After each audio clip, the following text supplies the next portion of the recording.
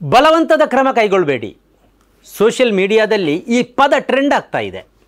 Muslim ಮಹಿಳೆಯರ ಬಗ್ಗೆ ಪ್ರಚೋದನಾತ್ಮಕವಾಗಿ ಭಾಷಣ ಮಾಡಿದ ಕಲ್ಲಡ್ಕ ಪ್ರಭಾಕರ ಭಟ್ ಅವರ ವಿರುದ್ಧ ಯಾವುದೇ ಬಲವಂತದ ಕ್ರಮ ಕೈಗೊಳ್ಳಬಾರದು ಎಂದು ಪುತ್ತೂರು ನ್ಯಾಯಾಲಯ ಸರ್ಕಾರಕ್ಕೆ ನೀಡಿರುವ ಸೂಚನೆಯ ಹಿನ್ನೆಲೆಯಲ್ಲಿ ಚರ್ಚೆ ನಡೀತಾ ಇದೆ. ದೊಡ್ಡವರಿಗೊಂದು ನ್ಯಾಯ, ಬಡವರಿಗೊಂದು ನ್ಯಾಯವಾ ಎಂದು ಸೋಷಿಯಲ್ ಮೀಡಿಯಾದಲ್ಲಿ ಅನೇಕರು ಪ್ರಶ್ನೆ ಎತ್ತಿದ್ದಾರೆ. 2025 ಜೂನ್ನಲ್ಲಿ ಇದೇ ಪ್ರಭಾಕರ ಭಟ್ ಅವರ ಬಗ್ಗೆ ರಾಜ್ಯ ಹೈಕೋರ್ಟ್ ಇಂಥದ್ದೇ ಸೂಚನೆಯನ್ನು ನೀಡಿತು. ಪ್ರಭಾಕರ ಭಟ್ ಅವರ ವಿರುದ್ಧ ಯಾವುದೇ ಬಲವಂತದ ಕ್ರಮ ಕೈಗೊಳ್ಳಬಾರದು ಎಂದು ನ್ಯಾಯಮೂರ್ತಿ NR ಕೃಷ್ಣಕುಮಾರ್ ಅವರಿದ್ದ ಏಕ ಸದಸ್ಯ ಪೀಠ ಜೂನ್ ತಿಂಗಳಲ್ಲಿ ಆದೇಶ ನೀಡಿತು.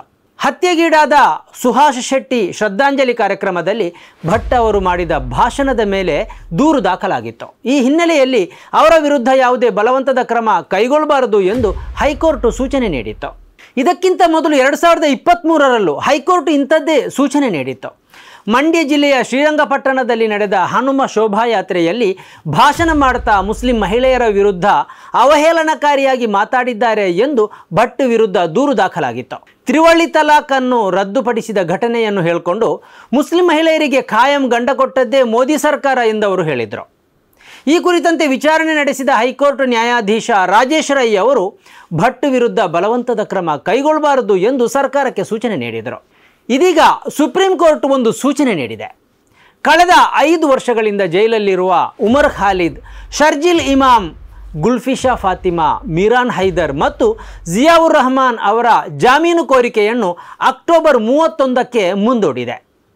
5 ವರ್ಷಗಳು ಕಳೆಯಿತು, ಏನನ್ನಾದರೂ ಹುಡುಕಿಕೊಂಡು ತರಲು ಸಾಧ್ಯವಾಗ್ತದ ನೋಡಿ ಎಂದು ದೆಹಲಿ ಪೊಲೀಸರಿಗೆ ಚಿಮಾರಿಯನ್ನು ಹಾಕಿದೆ. ಈ ನ್ಯಾಯ ಪ್ರಕ್ರಿಯೆಯ ಬಗ್ಗೆ ಖ್ಯಾತ ಪತ್ರಕರ್ತ ರಾಜದೀಪ್ ಸರ್ದೇಸಾಯಿ ಅತ್ಯಂತ ಆಕ್ರೋಶ ಮತ್ತು ಹತಾಶೆಯಿಂದ ಟ್ವೀಟ್ ಮಾಡಿದ್ದಾರೆ. ದಿನಾಂಕದ ಮೇಲೆ ದಿನಾಂಕ 5 ವರ್ಷಗಳೇ ಕಳೆದಿವೆ ಮತ್ತು ಮುಂದುವರಿತಾನೇ ಇದೆ. ಕ್ರಿಮಿನಲ್ ಜಸ್ಟಿಸ್ ಸಿಸ್ಟಮ್ ಮುರಿದು ಬಿದ್ದಿರುವುದರ ದ್ಯೋತಕ ಇದು. ಒಟ್ಟು ನ್ಯಾಯ ವ್ಯವಸ್ಥೆಯ ತಪ್ಪಲ್ಲದಿದ್ದರೆ ಮತ್ತೇನು ಎಂದವರು ಖಾರವಾಗಿ ಪ್ರಶ್ನಿಸಿದ್ದಾರೆ. ಇದೇ ವೇಳೆ ಉಮರ್ ಖಾಲಿದ್ ಅವರ 2018ರ ವಿಡಿಯೋ ಒಂದು ಸೋಷಿಯಲ್ ಮೀಡಿಯಾದಲ್ಲಿ ಹರಿದಾಡ್ತಾ ಇದೆ. ವ್ಯವಸ್ಥೆಯ ಬಗ್ಗೆ ಅವರಲ್ಲಿ ಎಷ್ಟು ಸ್ಪಷ್ಟತೆ ಇದೆ, ಅವರೆಷ್ಟು ಪ್ರಬುದ್ಧರಾಗಿದ್ದಾರೆ ಮತ್ತು ದೇಶದ ಬಗ್ಗೆ ಅವರೊಳಗಿನ ಕಾಳಜಿ ಏನೇನು ಅನ್ನುವುದನ್ನು ಆ ವಿಡಿಯೋ ಸ್ಪಷ್ಟಪಡಿಸುತ್ತೆ. ಅದನ್ನು ತೋರಿಸ್ತೀವಿ. डिमोनेटाइजेशन और जीएसटी के बाद जहां देश का जीडीपी गिरता है, देश का पर कैपिटा इनकम गिरता है, देश में इनफॉर्मल सेक्टर में जॉब्स खत्म हो जाती हैं, देश में कंस्ट्रक्शन सेक्टर में जॉब खत्म हो जाती है, वही वो साल है जब अंबानी का टर्नओवर 76% ऊपर जाता है 2017 में, उसके अगले साल नोटबंदी के बाद. और वही वो समय है जब भारतीय जनता पार्टी का जो डोनेशन है वो 400% ऊपर जाता है. तो आप कौन से इंडिया फर्स्ट की बात कर रहे हैं? आप तो सिर्फ कुछ पूंजीपति वर्ग के लिए काम कर रहे हैं. वही समय है आपकी सरकार आने के बाद आपके पार्टी के प्रेसिडेंट का बेटा 50,000 से 80 करोड़ पहुंच जाता है. जब आप हिंदुस्तान की बात करते हैं तो आपको हिंदुस्तान से कोई मतलब ही नहीं है. मतलब इनका धर्म, ईमान सब सत्ता है, पैसा है. ये हिंदुओं के भी नहीं है, मुसलमानों के भी नहीं है. सब लोग इस पूरे जो उन्माद फैलाया जा रहा है, कभी राष्ट्रवाद के नाम पे, कभी और चीज़ों के नाम पे. मतलब अभी सिर्फ एक राष्ट्रवाद ही नहीं है, राष्ट्रवाद के साथ जोड़ा जाता है हिंदू धर्म. ये बोला जाता है हिंदू खतरे में है. मतलब एक राष्ट्रवाद में राष्ट्र के कितने खतरे हैं उन सबको खत्म कर देना चाहिए जितना एंटी नेशनल है. फिर बोला जाता है हिंदू धर्म ही खतरे में है. मैं नरेंद्र मोदी साहब से पूरा इत्तेफाक रखता हूँ कि मैं भी मानता हूँ हिंदू खतरे में है. बस इतना सा डिफरेंस है कि वो खतरा मुसलमानों से नहीं है, वो खतरा बीजेपी से है. जब देश में रोजगार ही नहीं होगा तो ना मुसलमान को ना हिंदू को किसी को भी रोजगार नहीं मिलेगा. जब रोजगार कम होंगे और बोला जाएगा पकोड़ा बेचो, तो हिंदू मुसलमान दोनों ही पकोड़े बेचेंगे. जब काला धन वापस नहीं आएगा, जब भ्रष्टाचार खत्म नहीं होगा, सबको ही प्रॉब्लम होगी. ನಿಮ್ಮ ಬೆಂಬಲದಿಂದಲೇ ನಾವು ಈ ಹಂತಕ್ಕೆ ಬೆಳೆದಿದ್ದೇವೆ. ನಮಗೆ ಇನ್ನಷ್ಟು ಬೆಳಿಬೇಕಾಗಿದೆ, ಇನ್ನಷ್ಟು ಸತ್ಯ ಸುದ್ದಿಯನ್ನು ನಿಮ್ಮ ಜೊತೆ ಹಂಚಿಕೊಳ್ಳಬೇಕಾಗಿದೆ. ಆದ್ದರಿಂದ ಸನ್ಮಾರ್ಗ ನ್ಯೂಸ್ ಚಾನೆಲ್ ಅನ್ನು ಸಬ್ಸ್ಕ್ರೈಬ್ ಮಾಡುವ ಮೂಲಕ ಮತ್ತು ಸನ್ಮಾರ್ಗ ನ್ಯೂಸ್ ಚಾನೆಲ್ನ ಎಲ್ಲ ಕಾರ್ಯಕ್ರಮವನ್ನು ನಿಮ್ಮವರು, ನಿಮ್ಮ ಕುಟುಂಬಿಕರು ಮತ್ತು ಗೆಳೆಯರೊಂದಿಗೆ ಹಂಚಿಕೊಂಡು ಅವರಲ್ಲೂ ಸಬ್ಸ್ಕ್ರೈಬ್ ಮಾಡುವಂತೆ ವಿನಂತಿಸುವ ಮೂಲಕ ನಮ್ಮನ್ನು ಬೆಂಬಲಿಸಿ. ವೀಕ್ಷಕರೇ, ಇದು ಎಡಿಟರ್ಸ್ ಪೇಕ್. ಈ ಉಮರ್ ಖಾಲಿದ್ ಮತ್ತು ಇತರರು NRC ವಿರುದ್ಧ ಪ್ರಬಲ ಹೋರಾಟ ಸಂಘಟಿಸಿದರು. ಇದು ಪ್ರಭುತ್ವದ ಕಣ್ಣು ಕುಕ್ಕಿತು. ಈ ಕಾರಣಕ್ಕಾಗಿ 2020ರ ದೆಹಲಿ ಹಿಂಸೆಗೆ ಸಂಬಂಧಿಸಿ ಇವರನ್ನು ಮೋಸದಿಂದ ಸಿಲುಕಿಸಲಾಗಿದೆ ಎಂಬ ಆರೋಪ ಕೂಡ ಇದೆ. ಆ ಹಿನ್ನೆಲೆಯಲ್ಲಿ UAPA ಕಾಯ್ದೆಯನ್ನು ಹೇರಿ ಇವರನ್ನು ಕಳೆದ 5 ವರ್ಷಗಳಿಂದ ಜೈಲಲ್ಲಿ ಕೊಳೆಯಿಸಲಾಗ್ತಾ ಇದೆ.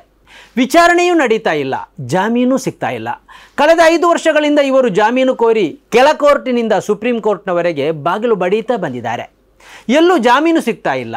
ವಿಚಾರಣೆ ಮುಂದೂಡಿಕೆ ಆಗ್ತಾನೇ ಇದೆ.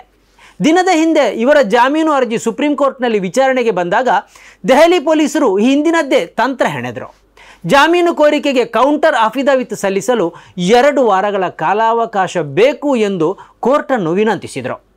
ಆದರೆ ಈ ಬಾರಿ ಸುಪ್ರೀಂ ಕೋರ್ಟ್ ಮಾನ್ಯ ಮಾಡಲಿಲ್ಲ, ಕೊಡುವುದಿಲ್ಲ ಎಂದಿತ್ತು. ಹಾಗಿದ್ರೆ 1 ವಾರ ಕೊಡಿ ಎಂದು ಪೊಲೀಸರು ಮತ್ತೆ ವಿನಂತಿಸಿದರು. ಕೊನೆಗೆ ಅಕ್ಟೋಬರ್ 31ರಂದು ನಿಮ್ಮ ಕೌಂಟರ್ ಅಫಿಡವಿಟ್ ಸಲ್ಲಿಸಿ ಎಂದು ಸುಪ್ರೀಂ ಕೋರ್ಟ್ ಹೇಳಿತು. ಈ ವಿಚಾರಣೆಗಿಂತ ತಿಂಗಳ ಮೊದಲು ಸುಪ್ರೀಂ ಕೋರ್ಟ್ನಲ್ಲಿ ಇವರ ಜಾಮೀನು ಕೋರಿಕೆಯ ವಿಚಾರಣೆ ನಡೆದಿತ್ತು.